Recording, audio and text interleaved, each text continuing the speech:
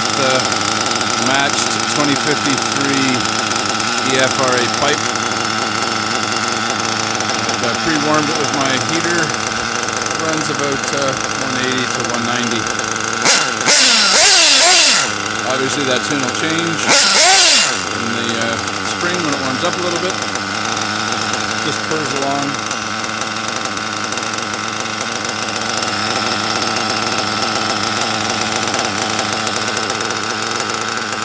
Maintains a nice idle.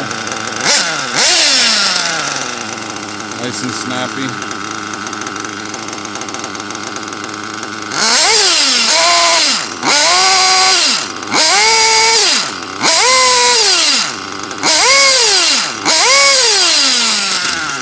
Clean out a little bit. Hasn't been running a while.